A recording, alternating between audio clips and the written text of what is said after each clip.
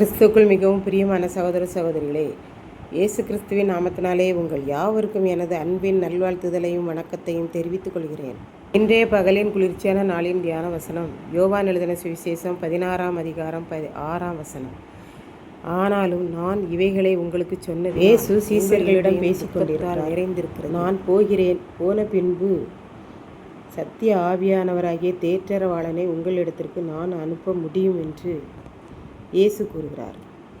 நீங்கள் சந்தேகப்படாமல் இருக்க நான் உங்களுக்கு சொல்லுகிறது என்னவென்றால், என்னை அறியாத மக்கள் உங்களை ஜெப ஆலயங்களை விட்டு தள்ளி விடுவார்கள். ஆலய உறுப்பினர்களாக இருக்க விட மாட்டார்கள். நீங்கள் ஊழியம் செய்கிறது அவர்களுக்கு பிடிக்காது. மேலும் எனக்கு ஊழியம் செய்கிற உங்களை கொலை செய்கிறவன் தன்னுடைய கடவுளுக்கு செய்கிற நன்மை என்றும், இவர்களில் ஒருவனை கொலை செய்தால் நாம் மோட்சம் பரகதியை அடையலாம் என்றும் நினைத்து உங்களை கொலை செய்யும் காலம் வரும்.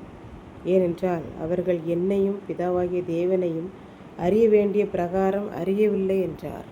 அப்படிப்பட்ட காலங்கள் உங்கள் நாட்களிலே வந்தால் நீங்கள் தைரியமாய் இருக்கும்படியும் இடரலடையாமல் இருக்கும்படியும் இவைகளை நான் முன்கூட்டியே உங்களுக்கு நினைப்பூட்டி இருக்கிறேன். நான் உங்களோடே கூட இருந்தபடியால் நான் ஆரம்ப நாட்களிலே உங்களிடம் சொல்லி உங்களை துக்கப்படுத்த வேண்டாம் என்று நினைத்து சொல்லவில்லை. ஆனால் இப்பொழுதோ நான் இந்த உலகத்தை விட்டு கடந்து போகிற நாட்கள் வருகிறது என்று இயேசு கூறினார். நீர் எங்கே போகிறீர் என்று கூட கேட்பதற்கு உங்களுக்கு கஷ்டமாகவும் துக்கமாகவும் இருக்கிறது. நான் என்னை இந்த உலகத்துக்கு அனுப்பின பிதாவாகிய தேவனிடத்திற்கு பரலோகத்துக்கு போகிறேன் என்றார். ஆனாலும் நான் உங்களை விட்டு போகப் போகிறேன் என்று கூறினதும் உங்கள் மனது துக்கத்தால் நிறைந்திருக்கிறது. என்னிடம் என்ன பேசுவது, எப்படி பேசுவது என்று புரியாத அளவுக்கு உங்கள் துக்கம் தொண்டையை அடைக்கிறது என்று இயேசு சீசர்களிடம் கூறினார். இப்படித்தான் ஒரு தாத்தா பாட்டி இருந்தனர். தன்னுடைய பிள்ளைகளை தனக்கேற்றபடி நன்றாக வளர்த்து படிக்க வைத்து உருவாக்கி எல்லா பிள்ளைகளுக்கும் திருமணமாகி அவர்கள் ஆங்காங்கே இருந்தார்கள். இவர்கள் 2 பேரும் மகன் வீட்டில் இருந்தார்கள். மற்றபடி பெண் பிள்ளைகள் எல்லாரும் மருமக்கள் பேரப்பிள்ளைகள் என்று எல்லாரும் தாத்தா பாட்டியை வந்து பார்த்து நலம் விசாரித்து விட்டு சந்தோஷமாய் செல்வார்கள்.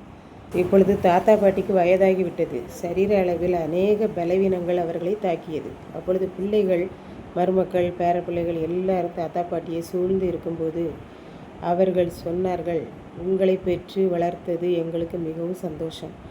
நீங்கள் நன்றாயிருப்பதை பார்ப்பது எங்களுக்கு மிகவும் மகிழ்ச்சி என்று கூறியதும் பிள்ளைகளும் பேரப்பிள்ளைகளும் மிகவும் சந்தோஷப்பட்டார்கள். அப்போது தாத்தா பாட்டி கூறினார்கள், இப்பொழுது நாங்கள் மிகவும் பலவீனமாகி விட்டோம்.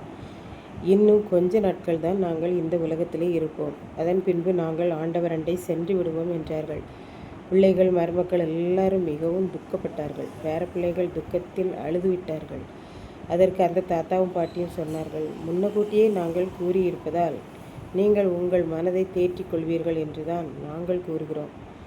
உங்களை துக்கப்படுத்துவதற்காக அல்ல என்று கூறினார்கள். பேரப்பிள்ளைகளிடம், நாங்கள் போனாலும் உங்களுக்கு பெற்றோரை நாங்கள் தந்திருக்கிறோம், அதற்காக சந்தோஷப்படுங்கள் என்று கூறினார்கள்.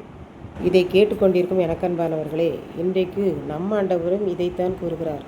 நான் போகிறேன் என்றவுடனே உங்கள் இருதயம் துக்கத்தால் நிறைந்திருக்கிறது. நான் போனால்தான் தேற்றரவாளனை பிதாவானவர் உடனே அனுப்ப முடியும்.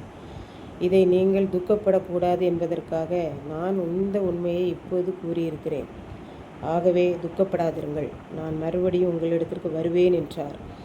அதனால் நாம் துக்கப்படக்கூடாது என்று பார்க்கின்றோம். கர்த்தர் தாமே இந்த வார்த்தையை ஆசீர்வதிப்பாராக. ஜெபம். அன்பில் ஆண்டவரே, இந்த அருமையான நல்ல நாளுக்காக நன்றி செலுத்துகிறேன்.